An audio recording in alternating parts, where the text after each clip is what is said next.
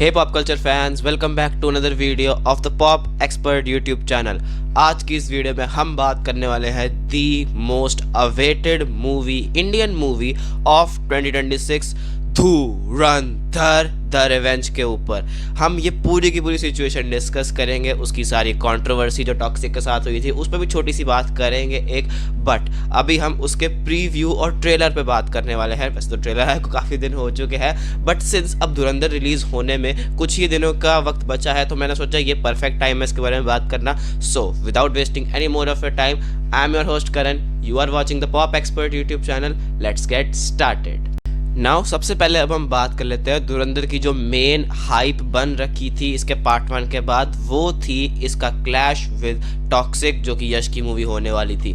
Now ये बहुत ही अपने आप में बड़ा सिनेमैटिक इवेंट था क्योंकि यश KGF चैप्टर 2 के बाद अपनी पहली मूवी लेकर आ रहे थे टॉक्सिक नाम से, और धुरंधर इतना पैसा 1300 करोड़ के ऊपर पैसा कमा कर अपना पार्ट 2 लेकर आ रही थी और ये दोनों का क्लैश था 19 मार्च को। But as we found out, Holi वाले दिन ही यश ने अपनी मूवी को 4 जून तक डिले कर दिया है और उन्होंने रीज़न बताया है कि जो मिडल ईस्ट में सिचुएशन चल रही है अभी वॉर की, उसके कारण उन्होंने अपनी मूवी को डिले किया है क्योंकि उनकी मूवी वहाँ की ऑडियंसेस के लिए भी बनाई गई थी और वो उनका एक बड़ा पार्ट होने वाला था। But we all know somewhere reason Dhurandhar था ही, क्योंकि इतनी बड़ी सक्सेस किसी ने प्रेडिक्ट नहीं करी थी धुरंधर की होगी।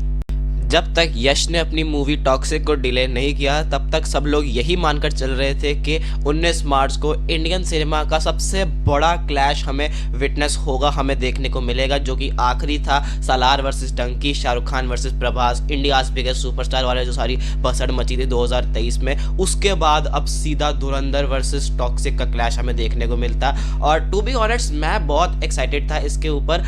बट जब तक यश ने मूवी डिले नहीं की थी तब तक, जब यश ने अपनी मूवी डिले कर दी, उन्होंने कह दिया कि हम 4 जून को आ रहे हैं, तब धुरंधर कंप्लीटली टुक ओवर। और मैं तुम्हें आज एक ये भी बात बता देता हूँ, अगर यश ने अपनी मूवी डिले नहीं भी की होती तो भी धुरंधर उस मूवी को कच्चा चबा जाती। मैं तुम्हें बता रहा हूँ, धुरंधर वॉज अ डिफरेंट बीस्ट। जब उसका ट्रेलर ड्रॉप हुआ, बहुत सारे उस पर मैंने देखे थे, रिव्यूज़ देखे थे सब यूट्यूबर्स के, मेजॉरिटी ऑफ द रिव्यूज़ अच्छे ही थे। ऑन दी अदर हैंड जब टॉक्सिक ने अपना टीज़र ड्रॉप किया था बहुत ही मिक्स्ड ओपिनियंस आ रहे थे। कईयों को टीज़र अच्छा लग रहा था, कईयों को टीज़र थोड़ा मीडियोकर लग रहा था, VFX पॉलिश नहीं लग रहा था और बहुत ज़्यादा कलरफुल और ब्राइट लग रहा था।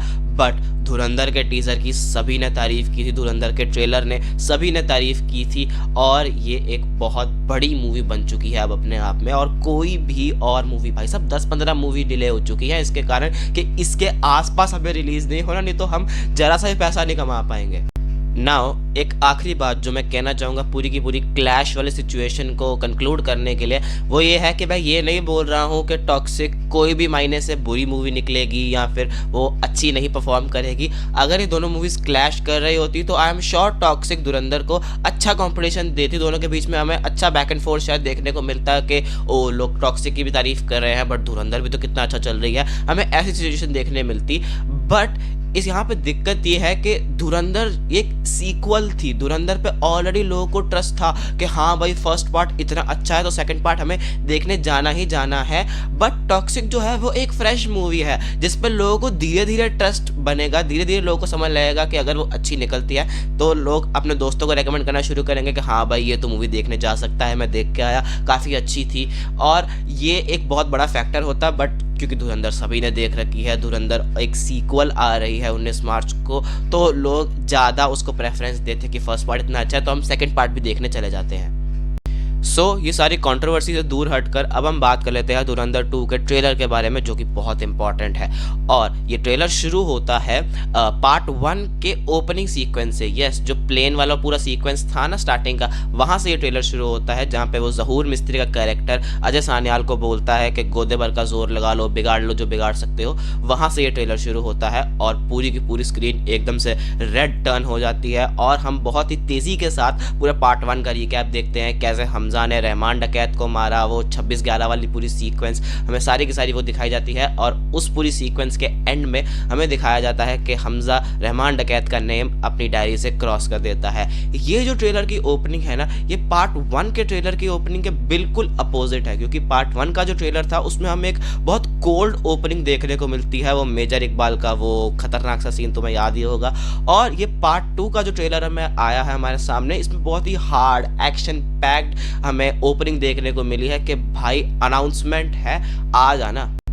नाउ अब हम ओपनिंग सीक्वेंस के बाद देखते हैं कि रहमान डकैत की मौत के बाद के लियारी की सड़कों पर पूरे के पूरे गैंग वॉर्स मची हुई हैं, सब लोग एक दूसरे का खून कर रहे हैं, रॉकेट लॉन्चर से, ग्रेनेड लॉन्चर से, बंदूकों से सब आपस में लड़ने में लगे हुए हैं। और ये जो मेन फाइट सीक्वेंस हमें इस शॉट में दिखाई जा रही है, मुझे लगता है कि वो ओपनिंग होगी मूवी की, मतलब स्टार्टिंग का आधा पौना घंटा हमें ये वाली फाइट सेटअप की जाएगी और दिखाई जाएगी। और ये फाइट मोस्ट प्रोबेबली होगी अरशद पप्पू की गैंग और रहमान डकैत की गैंग, जो कि उसके मरने के बाद उज़ैर बलोच या फिर हमारे हमजा ने टेक ओवर कर ली होगी, वो उस गैंग के लीडर बन चुके होंगे। और ये पूरी की पूरी ओपनिंग होने वाली है। और पीछे से ये वॉइस ओवर चलता है कि लियारी का अगला बादशाह रहमान डकैत की मौत के बाद कौन बनेगा, और जो कि हम सबको पता है कि मूवी में हमजा बनेगा, लियारी का तख्त जो होता है उसके हाथ में आ जाएगा, वो उस पर बैठ जाएगा। और फिर उसके बाद भाई बहुत क्रेजी शॉट्स दिखाए जाते हैं हमें। ये पूरे के पूरे वॉइस ओवर के बाद रणवीर सिंह के 3 शॉट दिखाए जाते हैं, तीनों उसके पाँव के शॉट है, और तीनों शॉट्स में उसने कोई ना कोई अलग वेपन कैरी किया हुआ है। पहले में तो उसने एक मॉर्निंग स्टार जैसी जो चीज़ होती है, वो जो आग का गोला वो लेके लोगों को मार रहा है, वो है। दूसरे में एक सरिया जिस पर बहुत सारा कंक्रीट लगा है। तीसरे में एक बहुत बड़ी मेटल की पाइप, जो कि ये यूज़ करेगा 3 मेजर लोगों को मारने के लिए। वो मैं बताता हूँ कौन होने वाले हैं।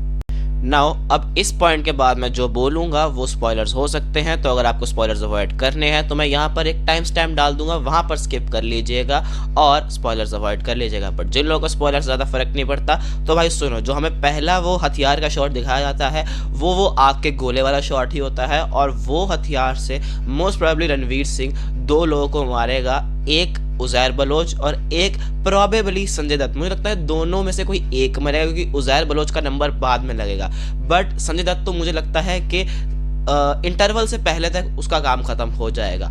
और दूसरा शॉट हमें दिखाया जाता है रणवीर सिंह का, जब वो ईद क्या बोलते हैं उस चीज़ को, मस्जिद, हाँ मस्जिद में वो एक सरिये और जिस पर कंक्रीट लगा हुआ है वहाँ पे लड़ रहा है किसी बंदे से, तो वो मोस्ट प्रोबेबली उस हथियार से मेजर इकबाल को ख़त्म कर देगा।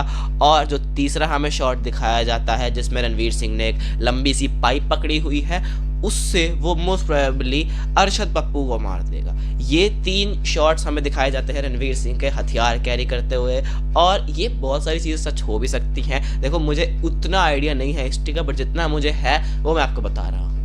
नाउ मैं साथ साथ में ट्रेलर देख भी रहा हूँ और मैं सीन्स देखकर ही आपको बता रहा हूँ कि कैसे कैसे सब कुछ होगा। और मैंने एक चीज़ नोटिस की कि जो हमें संजय दत्त का ओपनिंग शॉट दिखाया जाता है ना, संजय दत्त का पहला शॉट जिसमें वो एक वैन में बंदे को ऐसे गन दिखाकर खड़ा होता है और थोड़ा कॉमिक शॉट है, जो वो शॉट और जो रणवीर सिंह का शॉट है जिसमें उसने वो आग का गोला पकड़ा हुआ है, वो काफ़ी सिमिलर फील हुए मेरे को। और वो मुझे लग रहा है एक ही जगह के और एक ही टाइम के शॉट्स प्रॉब्ली लियारी के ही होंगे, बट वो एक ही टाइम में, मतलब जो शाम और रात के बीच का टाइम होता है ना, वो उसके शॉट्स लग रहे हैं। या फिर वो रात नहीं, रणवीर सिंह वाला रात का शॉट है, हाँ संजय दत्त वाला शाम का शॉट है। तो मुझे लगता है कि वो जो आग का गोला घूमने वाला है उससे संजय दत्त का ही काम डलने वाला है।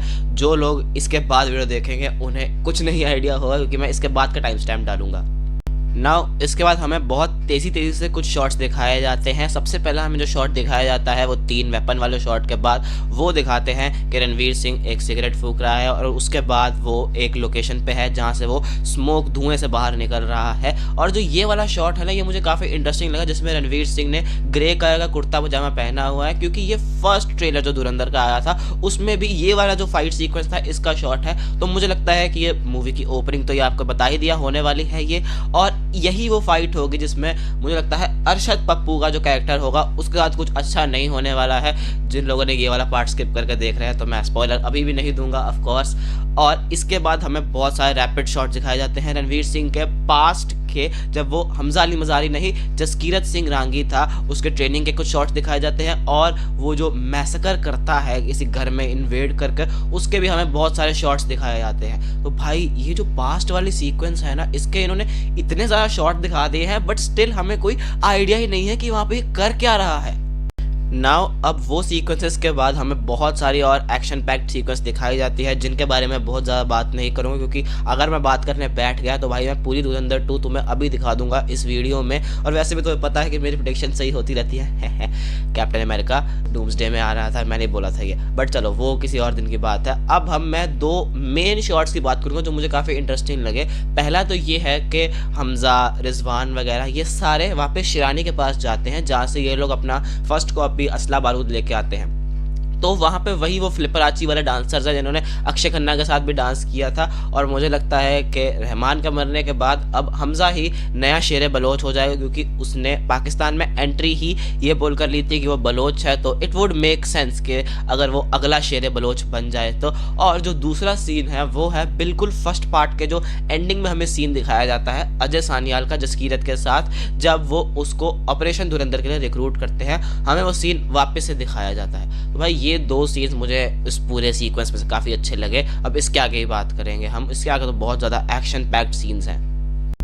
अजय सानियाल के शॉट के बाद हमें पैरेलल करके शॉट्स दिखाए जाते हैं हमजा और जसकीरत के, और जिसमें ये दोनों ही बहुत ब्रूटल तरीके से लड़ रहे हैं, और जसकीरत के कोई गले पे चाकू मारने वाला होता है बट वो पीछे हो जाता है, फिर स्क्रीन कट होती है, फिर हमें लिख कर आता है इंट्रोड्यूसिंग जसकीरत सिंह रांगी, फिर रणवीर सिंह के पीछे वो चक्र घूमता हुआ। ये तो आप सबको पता ही है कि कितना ज़्यादा ट्रेंड कर रहा है ये शॉट, और इस शॉट का भी बहुत अच्छा सिंबलिज्म मैंने ट्विटर पे देखा था। मैं आपको उसकी ट्वीट दिखा दूंगा, मेरे को एग्जैक्टली याद नहीं है, बट वो काफ़ी अच्छी मैंने चीज़ पढ़ी थी कि वो कृष्ण जी का सुदर्शन चक्र रिप्रेजेंट करता है, अजय सानियाल को भी रिप्रेजेंट करता है, क्योंकि उनको चैरिटियर ऑफ कर्मा करके बताया जाता है। चैरिटियर ऑफ कर्मा हमें पता है श्री कृष्ण भगवान के ऊपर ही सिंबलिज्म है ये, तो मुझे वो काफ़ी अच्छी डिटेल लगी, तो सोचा आपको बता दूँ।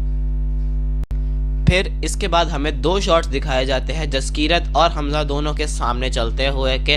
इसके बाद हमें फिर से वो शॉट दिखाया जाता है इसमें रणवीर सिंह वो आग का गोला घुमा रहा है, फिर डायरेक्टली कैमरा कट होता है संजय दत्त पे, और वो काफ़ी फनी मूवमेंट है कि जहाँ दर्द है वहाँ मर्द है, और बंदे को ठोक देते हैं वो। फिर संजू बाबा की जो एंट्री है वो काफ़ी मुझे इसमें कॉमिकल लगी, जो कि उनका फर्स्ट मूवी में भी वही रोल था कि वो कॉमेडी बट ब्रूटैलिटी को बहुत अच्छे से, मतलब आप कह सकते हो पुल ऑफ करते हैं। वो ये वाली चीज़ वास्तव में उन्होंने ऐसी की थी, उनका कैरेक्टर फनी भी लगता था और वो ब्रूटल तो था ही था। और उसके बाद हम देखते हैं कि शाम का शॉट संजय दत्त का, और ये मोस्ट प्रोबेबली अगर हम रियल लाइफ इंसिडेंट से इसको जोड़ें तो ये ऑपरेशन लियारी वो लोग लॉन्च करेंगे, जो कि उन्होंने रियल लाइफ में भी चौधरी असलम का जो कैरेक्टर था उन्होंने किया था, जब उन्होंने लियारी से बहुत सारे गैंगस्टर्स को मार दिया था।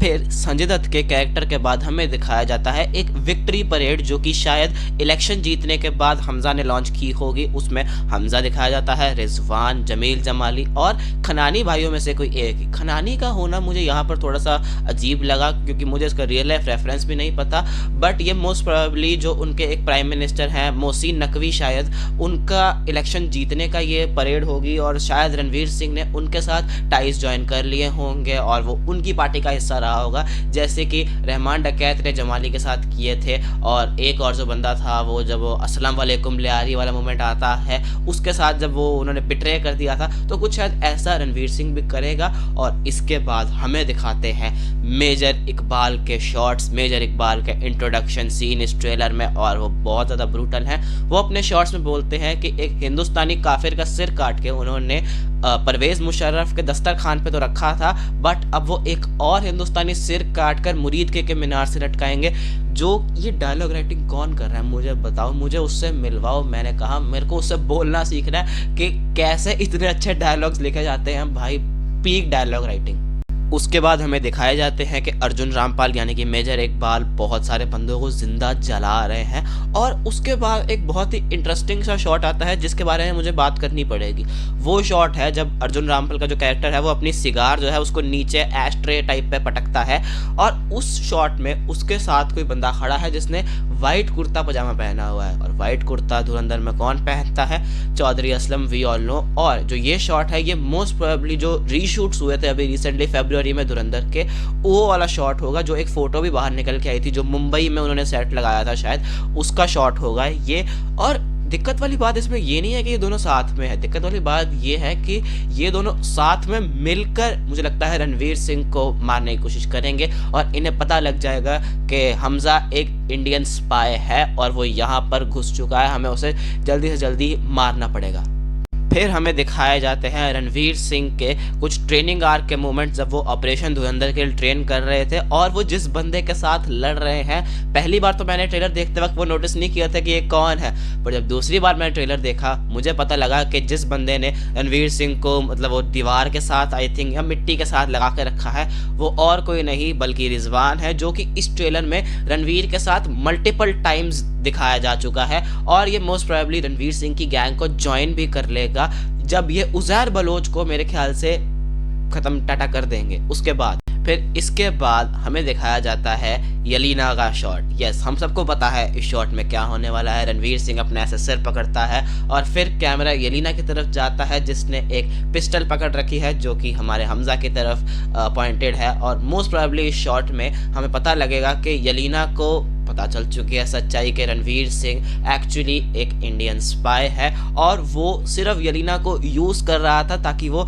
जमाली को अपनी तरफ कर ले और चौधरी असलम तक पहुंच पाए और रहमान को मार पाए। उसने लॉन्ग गेम खेली और यलीना को ऑफ कोर्स काफ़ी बुरा लगा होगा कि रणवीर सिंह से उसकी शादी हो चुकी है और वो बस उसकी सिविलियन एसेट थी। तो भाई ये इमोशनल मोमेंट तो होगा, बट हु नोज, क्या पता यलीना एंड में उसकी तरफ आ जाए, रणवीर सिंह अकेला ना रहे, मे भी ऐसा हो सकता है। फिर इसके बाद हमें दिखाते हैं 3 मैजिकल वर्ड्स। यस, हौसला, ईंधन, बदला, जो कि कहे गए हैं बाय अजय सान्याल। और ये 3 बार टोटल ट्रेलर में बोला जाता है और तीनों बार कुछ अलग इसमें एक्शन हो रहे हैं। ये वॉइस ओवर है बेसिकली। पहली बार तो मुझे लगता है अजय सान्याल ये डायरेक्टली रणवीर सिंह को ही बोल रहे होंगे और जो दूसरी बार हमें वो ये बोलते हुए सुनाई देते हैं तो रणवीर सिंह एक वो वही मस्जिद में कोई टूटे हुए मतलब आप कह सकते हो टूटे हुए दीवार के हिस्से पे चढ़ने की कोशिश कर रहा है और वो बहुत गंदे तरीके से इंजर्ड है। तो ये मोस्ट प्रोबेबली अर्जुन रामपाल के साथ जो उसका फेस ऑफ होगा मेजर इकबाल के साथ, तो वो उसका सीन होगा और ये towards the end of the movie हमें दिखाया जाएगा। शायद ये वाला जो फेस ऑफ है, क्योंकि बड़े साहब की तो मिस्ट्री भी सॉल्व करनी है ना, शायद उसके बाद हमें दिखाई जाए। और फिर हमें दिखाया जाता है रणवीर सिंह का एक फिर से चलता हुआ लुक और मेरे ख्याल से ये भी वो सेम फाइट सीक्वेंस का ही होगा जिसमें वो मेजर इकबाल से लड़ता है। और इसमें नोटिस करने वाली बात है कि रणवीर सिंह के आसपास जो लोग खड़े हैं वो पाकिस्तान मिलिट्री के हैं। यस, तो मतलब उसने कुछ ना कुछ पॉलिटिक्स खेल के पाकिस्तानी मिलिट्री को भी अपनी तरफ कर लिया है और मेजर इकबाल के अगेंस्ट टर्न कर दिया है कि ये बुरा आदमी है, इसको मारो। तो पाकिस्तानी मिलिट्री उसका साथ देगी मेजर इकबाल को खत्म करने में। भाई साहब, ये मूवी कितनी बढ़िया होने वाली है मुझे बताने की जरूरत नहीं रही। फिर हमें फिर से एक कंपाइलेशन टाइप सीन्स दिखाए जाते हैं जिसमें बहुत सारी फाइट्स हो रही हैं अलग अलग, और इसमें 2 फाइट सीन्स बहुत की होने वाले हैं। पहला तो एक जो उज़ैर बलोच का सीन दिखाया जिसमें वो ऐसे नीचे करके किसी बंदे को मार रहा है और उसको थोड़ा सा ध्यान से ऑब्जर्व करने में मुझे पता लगा कि ये वही वाली फैक्ट्री है जहाँ पे ये लोग पहली बार मेजर इकबाल से मिले थे और वो जो डेविड हेडली वगैरह के जो कैरेक्टर्स थे उनसे जब ये पहली बार मिलने गए थे, रहमान, उज़ैर, डोंगा और हमारा हमजा, ये वो वाली फैक्ट्री है जहाँ पे वो फेक नोट बनाते थे वो लोग, खनानी भाई वो लोग। तो और जो दूसरा फाइट सीन है ये वही पास्ट का है जब वो जसकीरत होम इन्वेजन पे जाता है और वो किसी का इतने गंदे तरीके से हथौड़े से सिर खोल के रख देता है और फिर लिखा आता है बीस्ट मोड ऑन। भाई ये बहुत कोल्ड सीन लगा था मुझे। फिर उसके बाद वही हमें बहुत सारे फाइट सीन्स दिखाए जाते हैं इस मूवी में। पूरी के पूरी मूवी ये फाइट सीन से भरी होने वाली है। आई डोंट नो क्योंकि ये 4 घंटे लंबी भी है भाई साहब। 4 घंटे तक तुम्हें थिएटर में सिर्फ लड़ाई देखने को मिलने वाली है। शायद ये लोगों को थोड़ा एग्जॉस्ट कर दे, बट मुझे नहीं लगता ऐसा होगा।